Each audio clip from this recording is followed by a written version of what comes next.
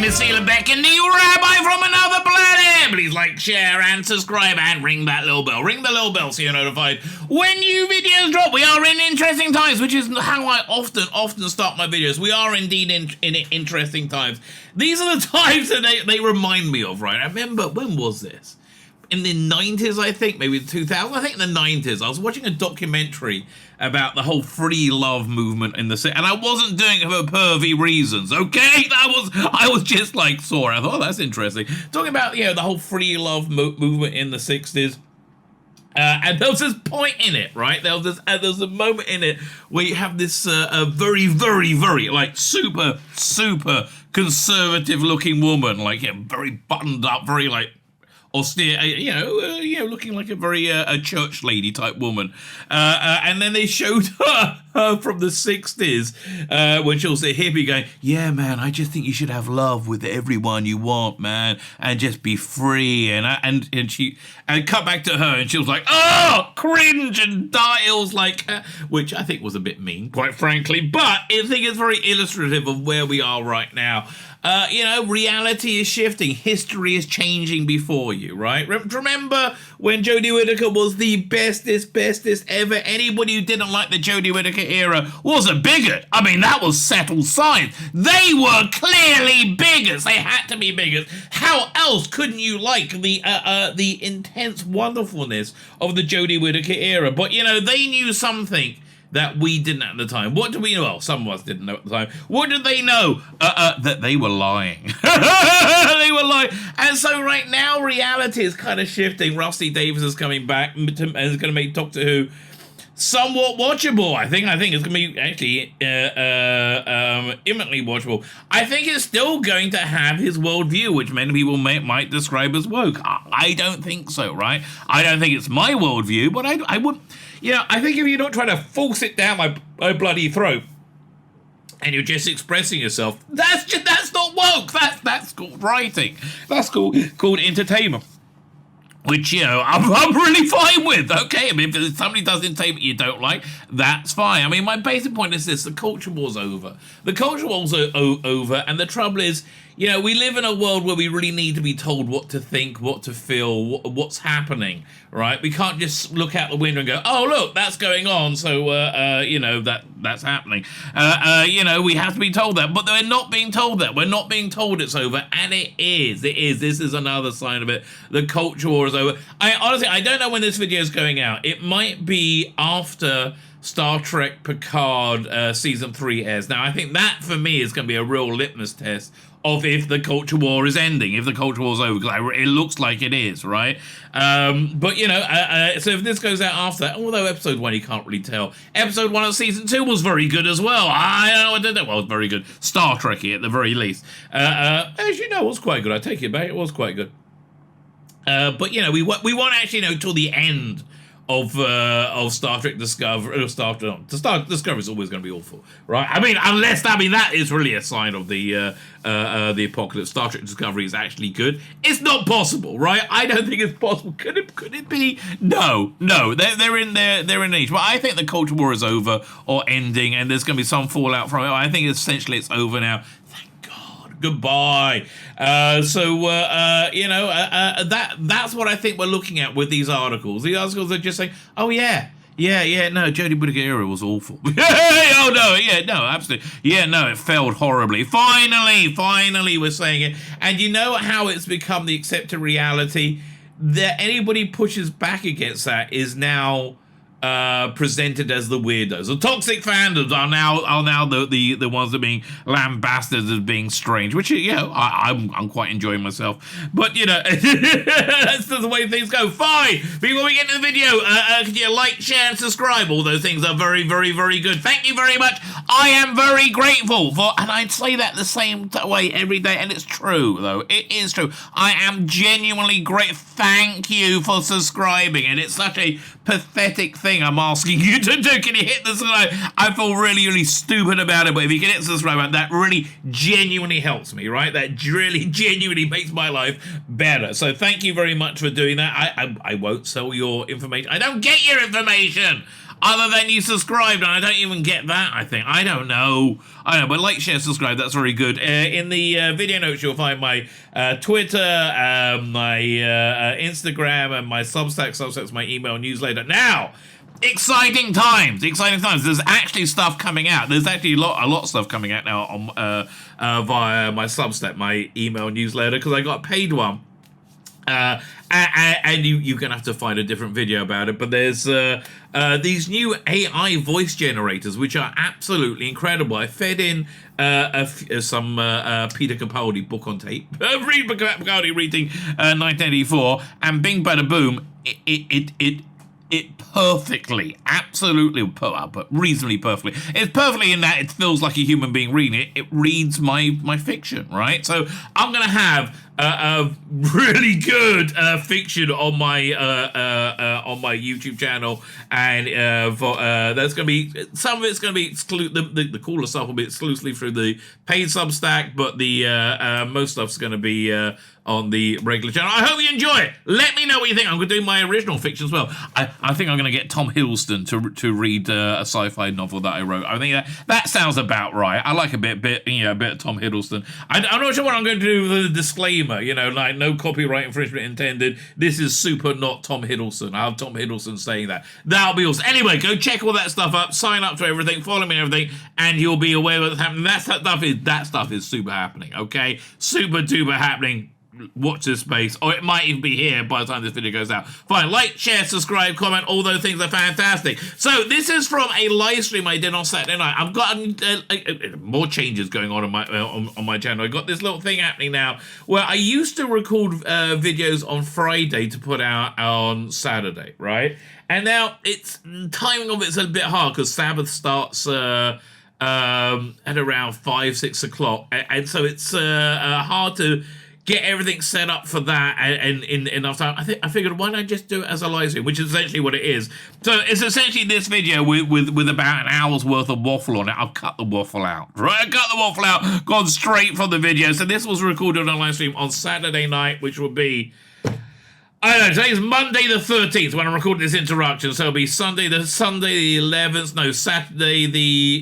it'll be Saturday the 11th, Sunday the 12th, Saturday 11th of February is when I recorded this, as I said, on a live stream. Come and hang out on a live stream, we have fun, we interact, goofy times are had by you, or at least by me, right? Like, share, subscribe, comment, Substack, Instagram, all that stuff, Twitter, it's all down there. Follow me and all that. Thank you very much. Now let me hand over to me from a couple of days ago.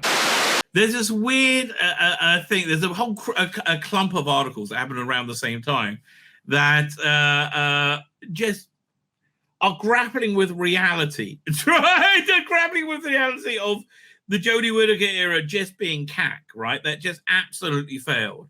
And putting together the rest of Doctor Who. I mean, that's essentially what's going on, right? So all of this is their brains like firing insanity in their messed up heads, so they can so they can't think about how they were wrong.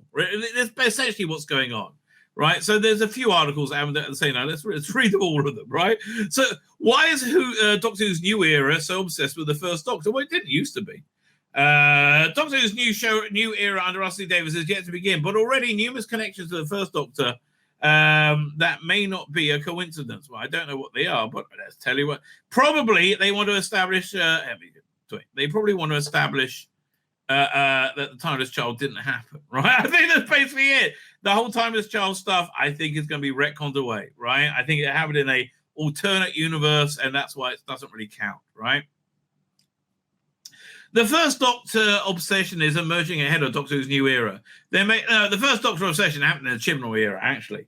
There may be good reason for that. Jodie Whittaker's regeneration of David Tennant in The Power of the Doctor marked a handover from Chris Chibnall to his returning showrunner Russell Davies, coming in to save Doctor Who because Chris Chibnall set it on fire, essentially, right? Absolutely set it on fire.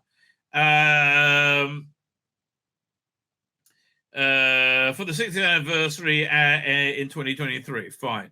Russell Davies' Homecoming already looked to contain one massive callback, which is it? As Neil Patrick is widely believed playing the Celestial Toymaker. Maybe, But I mean, I don't know. Maybe, right? Maybe. The new showrunner has made allusions on social media to Susan, the Doctor's granddaughter, and companions of the first Doctor. Yeah, but like he did, I don't know. Yeah, actually making a point now. I think more that he's just as I think he wants to. I think maybe he finds somebody. Is somebody important to say William Hartnell was the first Doctor, right? Maybe that's important to him, right? That'd be great if it is. I'm really happy if that's the case. Going further, Russell E. Davies has teased another first Doctor villain. Speaking in Doctor Who magazine, Russell who proudly claimed, "We're about to transmit the word Maverick Chen." And I thought it was Maverick Chen all these years.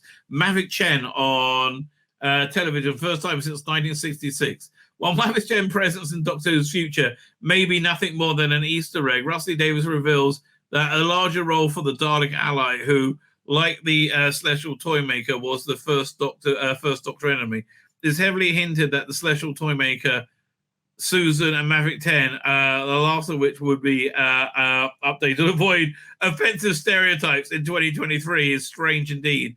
But the first Doctor obsession makes sense. Yeah, it was either blackface or yellowface. We're not entirely sure. But he was not playing a white dude. Kevin Stoney, right? I think it was blackface, right? Yeah, obviously they wouldn't be blackface. I think they're just going to name check him, right? I think that's because I think it's very important they establish that this is the same character now, right? They really need to reestablish the character because they set it on fire. The transition from Chibnall to Russell Davies is not the normal changeover. No, normally in the modern era, they take a very successful show and they take it to more successful heights, right? They don't take a very successful show and they destroy it, right? That's unusual. That is unusual, but bless them. It was their little plan. And it wasn't. They're horrified. They screwed up so badly. It's my guess. Other Chibnall storylines, the Star received much criticism. The Doctor is seemingly undergoing a full factory reset with Russell E. Davies, Badwell Production Company, partnering with BBC to produce the series, Disney Plus striking. Yes, exactly. It's what they want to do. Yes, they are good. They are having a complete reset, right? Special unrequested, unquestionably, the 6th unquestionably represents Doctor Who's biggest relaunch since 2005. I agree. And paying homage to the early years with the Celestial Toymaker Susan Maverick 10 perfectly signals that a big reset button is being hit. I think so. Literally and figuratively, Doctor Who is going back to its roots. I think so too. While simultaneously signaling rebirth. Doctor Who's growing obsession with the first Doctor also serves as an anchor to the past, right? Again, like sidestepping the nonsense we had with Jodie Whittaker, including the Celestial Toymaker Maverick Chen, two of the oldest villains in Doctor Who canon, demonstrably, and whatever changes Doctor Who undergoes over the coming year, with the same TV phenomenon is that first landed in a grainy black and white until 1963. Fine. The best is essentially imported the Doctor Who's timeless child twist showed the franchise canon as much respect to the Weeping Angels of Victor's personal space. Okay, so man, they are sniffing the coffee. They're not in denial, right? This is good. Is this what Russell D. Davies' dream Doctor looks like? Beat the meat. Looks fantastic, right? It really does look fantastic. It's completely CGI, I think. Another possible explanation, Doctor's sudden interest in the 1960s may involve a key difference in Russell D. Davies' original stint and the iconic sci-fi series in his second bite at the cherry beginning in 2023. When Russell Davies first stepped into the TARDIS doors, he was leading a production very much under BBC jurisdiction. Due to a myriad of factors, Doctor Who widely successfully relaunched. Russell Davies continued to prosperity. They perceived the problems of modern Doctor Who. The power balance that somewhat shifted. Yes, exactly. I understand. Yeah, because the BBC pissed it away. Bad Wolf part. I mean, like, man, I don't know how this article going down. Who wrote this? This is incredible. Craig Elvey. Well done, Craig Elvey, mate. Whoa. Drops on truth bombs here, mate. We're up to partnering with BBC to produce Doctor Who strongly associate Rusty with far more creative control. Yes, exactly. That may account for Doctor Who's potential sudden influx of relatively obscure villains, rather than household names like Daleks, Cybermen, and Sontaras. They're going to be there. They're all going to be there. Trust me. Rusty Davies can now introduce more antagonists such as Celestial Toymaker and Mavik Chen. I don't think he's introducing Mavik Chen, mate. I don't, right? Adding further weight to the theory that Doctor Who's 6th anniversary will include lesser-known comic book monsters. It's not a theory. We've seen it, right? Beep the Meat and the Wraith Warriors. God, they can't even spell it right. And the Wrath. No, the Wraith Warriors. You fuck nut.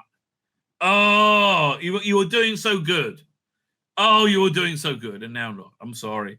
Doctor Who may have suddenly developed the first Doctor Who session simply because it can now. No, it has to. It has to reestablish that it's Doctor Who, right? Because they tried to make it not Doctor Who, right? How do they try and make it not Doctor Who?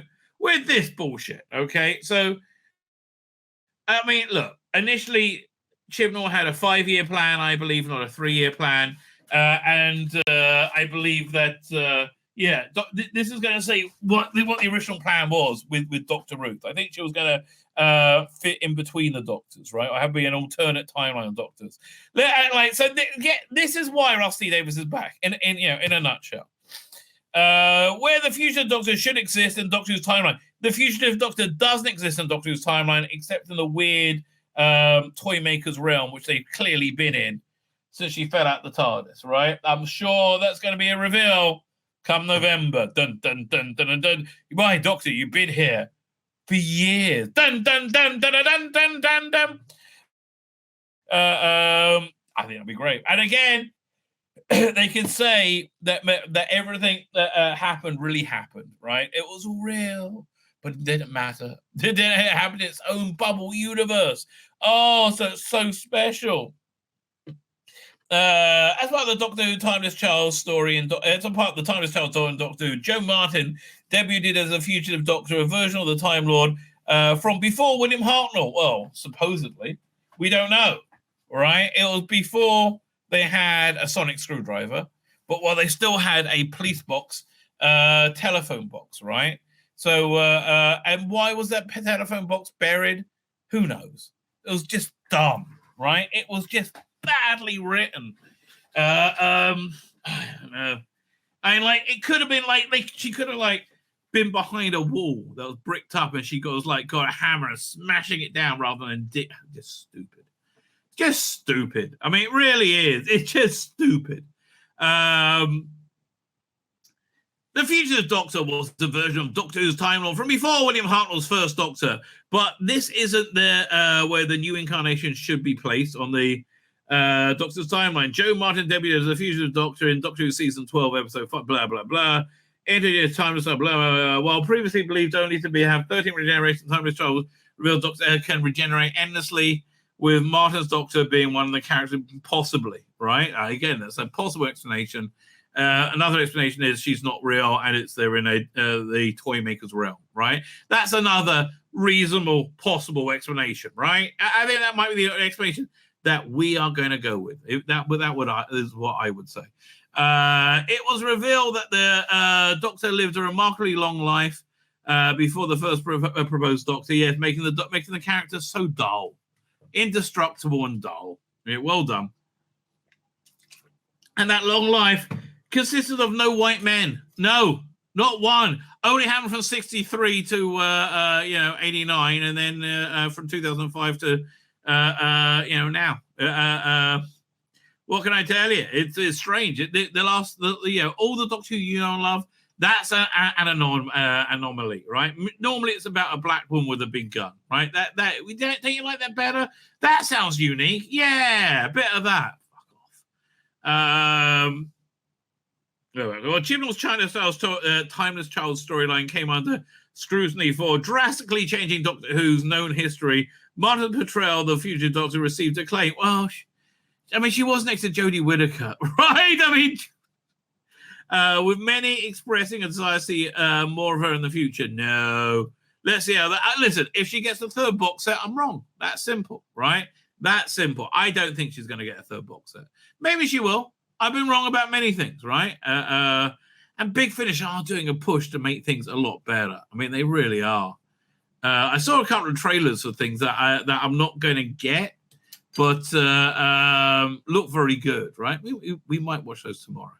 Yeah, might do a whole Big Finish dive. Tomorrow, I think the plan is Big Finish dive, and then I want to do that Picard preview, right? Because I'm into Picard.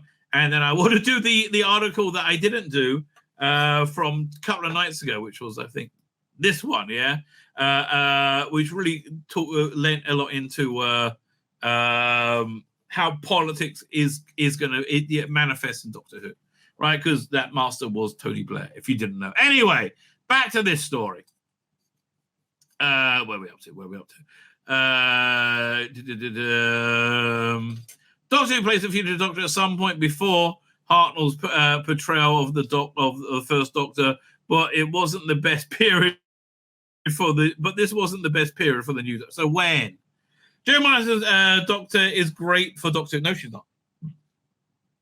The only thing they're going to say is diversity, right? That's the only thing. I mean, like, other than that, no. By the way, Colin Baker should have had a costume more like that, right? Like a very colourful shirt, bright tie and shirt, and a dark suit, right? I think that would have worked much better for him. Joe Martin is portrayed as a more ruthless incarnation of the Doctor than previously seen in Doctor Who, having fewer qualms about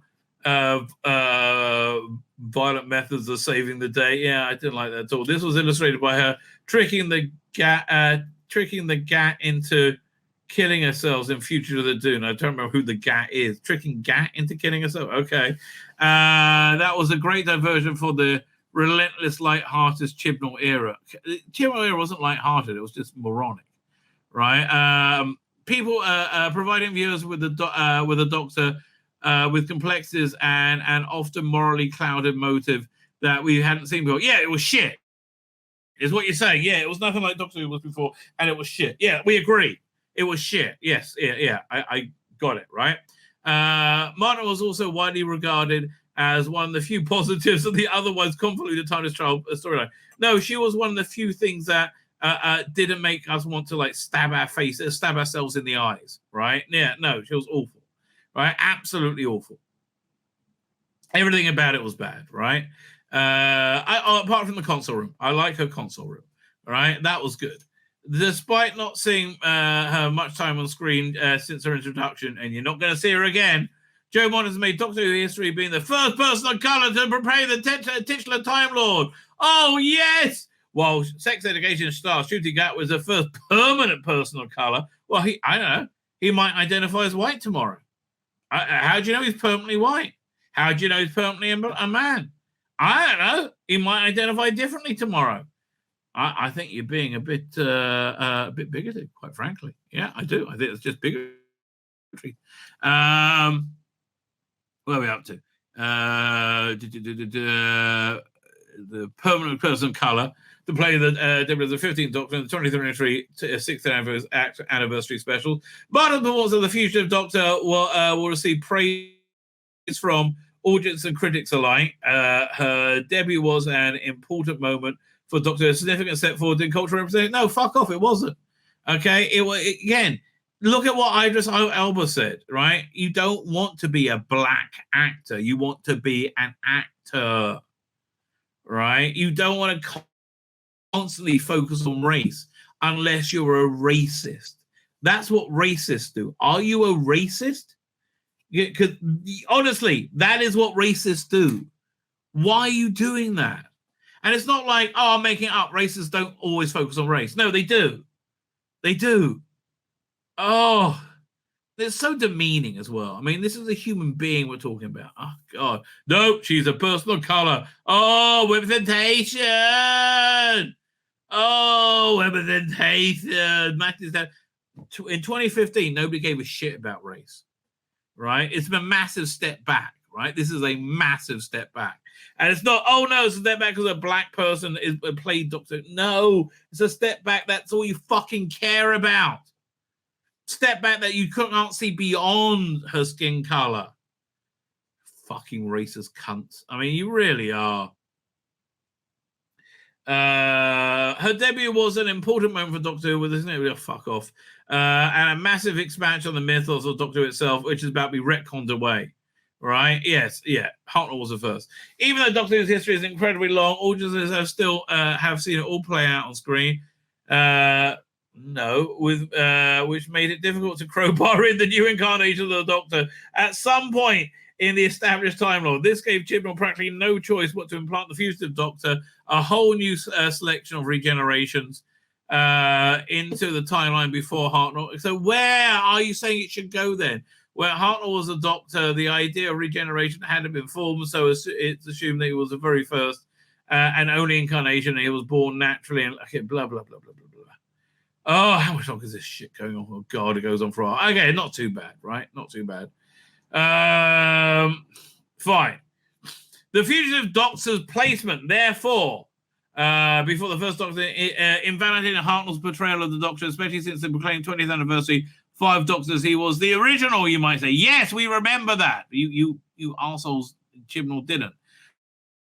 A phrase repeated in the 2017 Christmas special twice upon a time, right? While subtle hints have been dropped throughout the series that Hartnell might not have been portrayed first time. One time! And it was a joke, you dumb cunts. Oh my God. People who believe in the Morbius era should open a Chinese restaurant called Some Dumb Cunt, right? Because that's who you are. Oh, some dumb cunt. And I do want Eglo with that. Yes. Fine. The idea of injecting a whole new life cycle before his time character seemed ludicrous. Well, it was. This was especially true since there was a perfect placement for the. Okay, where? Oh, I think he's found it. Doctor Who missed the future of Doctor perfect placement. If he's saying over here, he's actually right. Fuck me. He's after waffling bullshit. Yeah, he's an incarnation somehow in between Troughton and Pertwee, although he had a sonic screwdriver. That's a bit confusing, but okay. After being put on trial by the Time Lords for stealing a TARDIS and breaking their law of non-interference, the second Doctor, blah, yes, he was forcibly regenerated, right? And exiled to Earth, right? That must have been unbelievably heavy, right? Even changing his appearance, forcing him to the disgraced Time Lord to work with the. One second. The Time Lords could have done anything to the Doctor in preparation for his exile, even changing his appearance from and forcibly forcing the disgraced Time Lord to work with the mysterious division. No, I mean that kind of is what happened with Big Finish. 1 second. Let me see. I'll show you this. That really is. I mean, I know that's kind of word for word. It's beyond the war games. I'll let you know when it comes up. Oh, where is it? Where did it come back? No, not you, Mel. Where are we up to?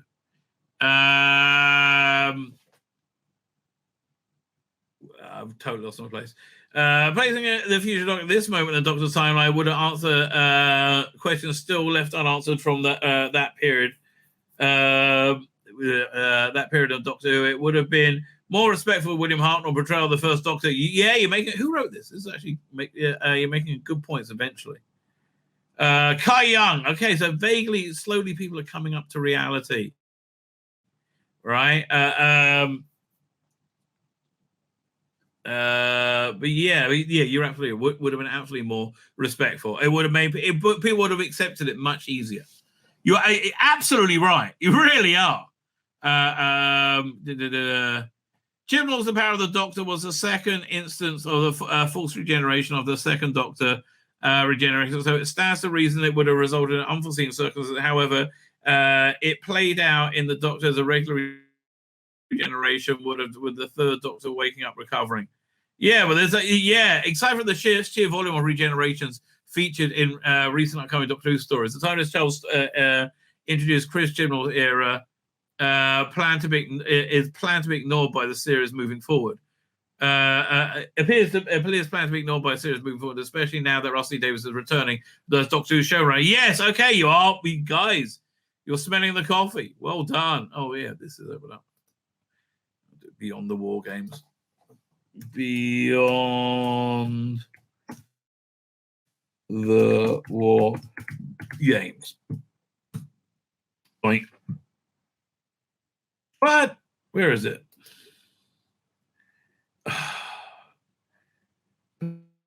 Second Doctor, maybe? You think it could be in that one? I don't know. This website is so messed up. It really is. Sort by recent first. There you go. Beyond the War Games. Yeah, so this is basically the plot, except it was still Patrick Troughton's Doctor, right? But yeah, placing it there, like adding in more regenerations there, would have stopped so much of the pushback against it, right? That was a lot of the pushback was like Hartnell was the first, right? Many of us will be happy with this development. Well, yeah, Rusty was retconning away. But it makes Joe Martin's future on the series uncertain. No, it's reasonably certain. She's fucking off. Since the future Doctor was intrinsically listed as the Timeless Child, if the Timeless Child is a retcon, it will be difficult to explore more about the future Doctor. Well, they're doing Big Finish, doing 2 sets with her. If the future Doctor had been slotted in the second and third Doctors, the opportunity would have been created to investigate her further without disrupting. Yeah, listen, mate. I wish you were around to talk to Chibnall. Right? I wish you were around. I really do. Absolutely. Yeah, finally. Yeah, this video is the Shill Media finally coming to terms that Jodie Whittaker's era Doctor Who sucked, right? Gemini could have stuck around for longer, and her ventures canonical in a wider series, much like John Hurt's portrayal. Yeah, you know what? You're absolutely right. You are absolutely right. I can't argue with you at all. Right? I think that's a man. Look, Screen Rat's making valid points right now. It really is. It really is. That's how very bizarre. You wouldn't have thought such a thing would happen. So, how long is this article? Are we going to do this as well? This like article looks really stupid. Basically, they said that Bonnie Langford was in Power of the Doctor. Okay. So, but how did it complete her journey? Let's have a look. How did Mel get back to Earth after Dragonfire? Oh, who gives a shit? Really? Was it Power of the, for Mel to explain how she returned to Earth from Iceworld, and especially a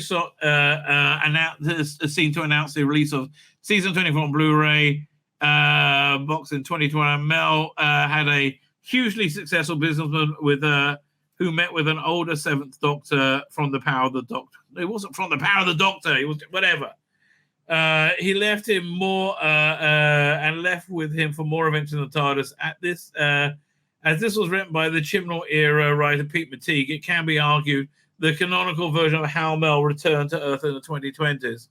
Earth in the... Oh, God. This is pathetic, right? Absolutely pathetic. Alternatively, the answer may be explained in Doctor Who Expanded Media. Big Finish Audio Dramas has Dr. Ace reunited with Mel, who has been unceremoniously dumped by Glitz on the planet Recosta. That makes a lot of sense, right? That at least makes sense. And they're traveling together in the TARDIS in a Big Finish arc, so Mel hadn't even reached Earth. In the New Adventures, which is in a pocket universe, forget it. An older Ace returned Mel to Earth in Head Games. That's actually a good one. That's by Steve Lyons. That was a good book. After discovering how manipulative the Doctor could be. Yeah, Mel did not like the real Doctor in this. As Mel didn't appear to share Tegan's anger at the Doctor, Pete McTeague's more optimistic. Oh, God. Man, just stop, okay? At the end of Power of the Doctor, heavily implied the companion support group will also double as a recruitment pool for unit. with Ace and Tegan, fine, capable of blah, blah, blah. It's not, forget it. There's no connective tissue between this and Drosley Davis Doc 2, although I think you probably like Ace, and I could see Ace having a show, right? Mel, so say Mel could be in with Unit, and they're saying she's going to return for the Shooting Outwards 15th Doctor. Oh, dude, this is just sad, mate. This is just sad. It really is. Will you stop? Oh, yeah, no, it didn't happen. Okay, yeah, read your other articles in Screen Rant. None of that happened. My name's Tzvi Lebetkin, new Rabbi from another planet. Please like, share, and subscribe, and ring that little bell. Ring the little bell so you're notified when new videos drop.